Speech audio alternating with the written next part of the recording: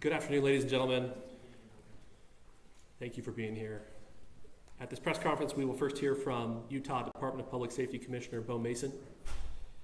Then we'll hear from the FBI Special Agent in Charge, Robert Bowles. We'll then hear from Utah Valley University Vice President Val Peterson, who's been in touch with President Jimenez. And then we'll hear from Governor Cox. I'll turn the time over to Commissioner Mason.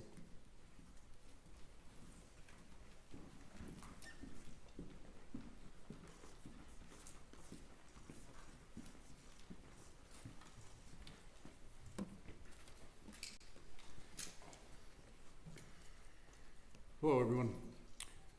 I'm Bo Mason, Commissioner for the Utah Department of Public Safety. Today at approximately 12:20 Mountain Standard Time, political influencer Charlie Kirk was shot at an event at the Utah Valley University. He was taken by private vehicle to Timpanogos Hospital, where he later passed. The Utah Department of Public Safety will be co-leading this criminal investigation to find this killer, along with the Federal Bureau of Investigation. We are working in unison with the County Sheriff's Office, the local police department, and the University Police Department, all of which have been very cooperative and fully engaged in this process. Shortly after the shooting, we did have a suspect in custody, George Zinn, but he was released from custody after we identified that he did not match the shooting suspect and was not an accurate person of interest. However, he has been booked into the county jail by Utah Valley University Police Department for obstruction of justice. We do still have an active investigation for the person of interest. This incident occurred with a large crowd around. There was one shot fired and one victim. While the suspect is at large, we believe this was a targeted attack towards one individual. This is a tragic moment in our state and in our country. As we heal, we encourage everyone who is struggling with news of the incident to call 988, our state mental health crisis line. In addition to that, our partners with the FBI will also be discussing other ways we can communicate through the public for tips and other information. Thank you. Good afternoon. On behalf of the FBI, we extend our sincerest condolences to the family and friends of Charlie Kirk.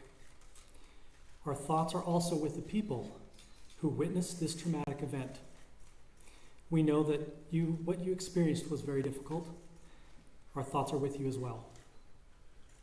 As soon as we heard about the shooting, special agents and personnel from the Salt Lake Field Office responded immediately. We have full resources devoted to this investigation, including tactical, operational, investigative, and intelligence. To be clear, the FBI will fully support and co-lead this investigation alongside with our partners. We are working on setting up a digital media tip line, and as soon as it's established, we'll get that information out to everyone. I know there's a lot of questions. This is very much an active case, and this investigation is in its early stages. We are following all the leads and all the evidence. If anyone has any information, please report it to the FBI or local law enforcement. Thank you. On behalf of President Jimenez, who we've been communicating with, and she's on her way back right now, I say that on behalf of Utah Valley University, we are shocked and saddened by the tragic passing of Charlie Kirk. We express our sincere condolences to the Kirk family. We grieve with our students, faculty, and staff who bore witness to this unspeakable tragedy. He was invited by the student group Turning Point USA to speak on our campus. We firmly believe that UVU is a place to share ideas and to debate openly and respectfully. Any attempt to infringe on those rights has no place here.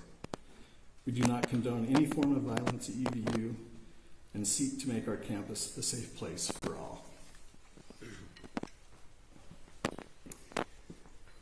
Ladies and gentlemen, thank you for joining us on this dark and tragic occasion.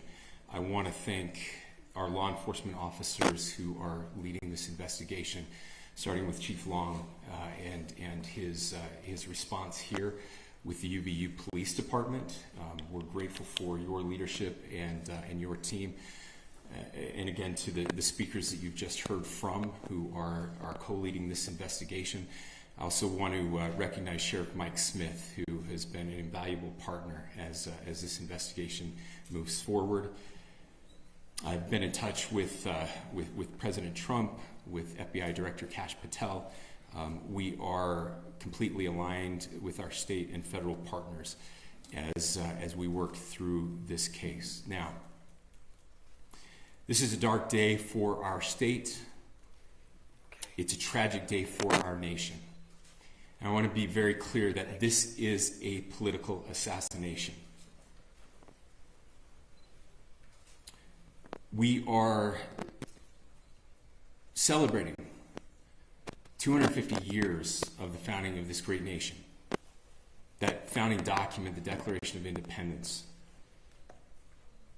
that this great experiment on which we embarked together 250 years ago, that we are endowed by our Creator with certain unalienable rights. The first one of those is life. And today, a life was taken.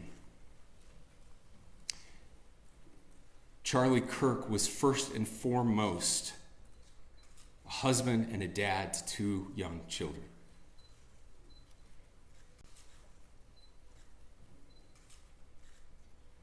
He was also very much politically involved, and that's why he was here on campus. Charlie believed in the power of free speech and debate to shape ideas and to persuade people.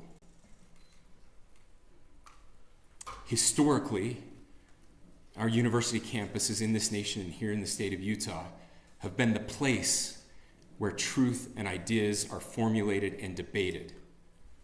And that's what he does. He comes on college campuses and he debates. That is foundational to the formation of our country, to our most basic constitutional rights. And when someone takes the life of a person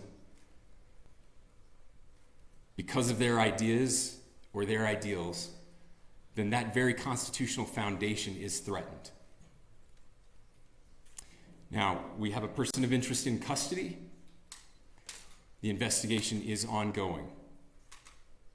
But I want to make it crystal clear right now, to whoever did this, we will find you. We will try you. And we will hold you accountable to the furthest extent of the law. And I just want to remind people that we still have the death penalty here in the state of Utah.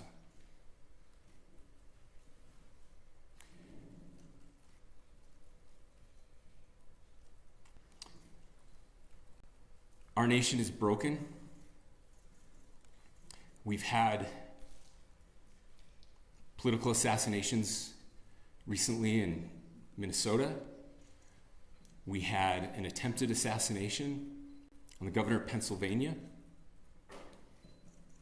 And we had an attempted assassination on a presidential candidate and former president of the United States, and now current president of the United States. Nothing I say can unite us as a country. Nothing I can say right now can fix what is broken. Nothing I can say can bring back Charlie Kirk. Our hearts are broken. We mourn with his wife, his children, his family, his friends. We mourn as a nation. If anyone in the sound of my voice celebrated even a little bit at the news of this shooting, I would beg you to look in the mirror and to see if you can find a better angel in there somewhere. I don't care what his politics are. I care that he was an American. We desperately need our country. We desperately need leaders in our country. But more than the leaders, we just need every single person in this country to think about where we are and where we want to be. to ask ourselves, is this it? Is this what 250 years has wrought on us? I pray that that's not the case. I pray that those who hated what Charlie Kirk stood for will put down their social media and their pens and pray for his family, and that all of us will try to find a way to stop hating our fellow Americans. With that, we're happy to take a few questions. The FBI director is posting that a suspect is in custody. I would just like clarification. Do you or do you not have a suspected shooter in custody? We have a person of interest in custody that is being interviewed right now. That is not George Zinn. That is not George Zinn. Okay. That is correct.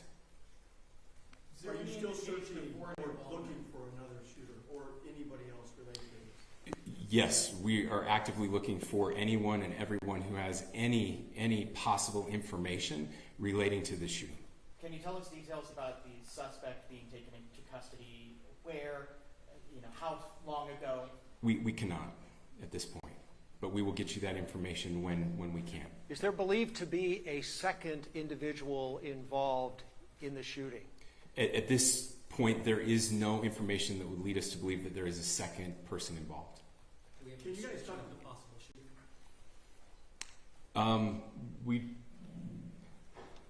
Do you want to talk about what we know there? Yeah. The only information we have on the suspect, the possible shooter, is taken from closed circuit TV here on campus. We do have that. We're analyzing it, but it is security camera footage, so you can kind of guess what the quality of that is. But we do know dressed in all dark clothing, but we don't have a much better description other than that. Where do you think the shot came from? The shot came from here on campus, from a location at a potentially from a roof. Yes, a longer distance shot from a roof. So to clarify, with the security camera footage you have and the person of interest that's in custody, does that match up? That's what we're trying to decipher right now. So did FBI or DHS have anything on the threat board this morning? I can't speak. I'll just say that the investigation is ongoing, and as soon as we have further information, we will be sure to release it. Any indications of foreign intelligence involvement? As of now, I can't comment on any of that. Can you talk a little about the security of the event itself? Who was there security-wise, and what happens on these kind of events? So my name is Jeff Long. I'm the police chief here at UVU, and I'll tell you right now, we are devastated. We're a small police department. We have a very large campus. We have over 40,000 students, and we love our students. We love our visitors, and we're devastated by what happened today. This is the police chief's nightmare. I'm very saddened for the Kirk family. I know his wife and parents found out about this. Obviously he's away from home. He's here in Utah. They find out by a police officer that visits their home. That's tragic. Nobody wants that. But I can tell you about our venue today. This was an open venue. This was outside. We did have 6 officers working that event. We had probably over 3,000 people that were in attendance. It sat down in kind of a bowl area here on the central campus. We have a waterfall area. And so he was kind of in a lower area, surrounded by buildings. We had some plainclothes police officers that were in the crowd as well. We train for these things, and you think you have things covered, and these things, unfortunately, they happen. You try to get your bases covered, and unfortunately today we didn't. And because of that, we had this tragic incident. So we did have officers there. We had Charlie Kirk's team.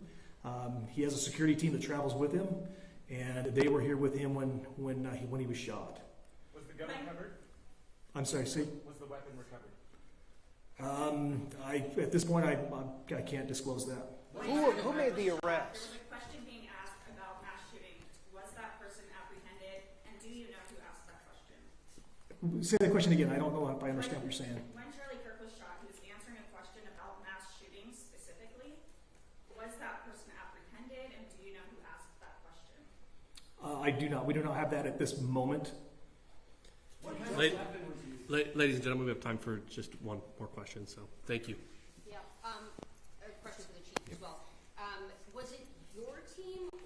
team or a combination of both that kind of set the security protocol for the event? So we work together. You know, he has his team, and they do this all over the country. We all know that. This is not uncommon for them. They're very comfortable on campuses, and I was coordinating with his lead security guy, and so yeah, we were working together. Was this a sharpshooter type shot? Was this a Ladies and gentlemen, those are all the questions that will be answered today. Again, thank you for covering this. We will be updating you as soon as we have additional information through normal channels, working with law enforcement.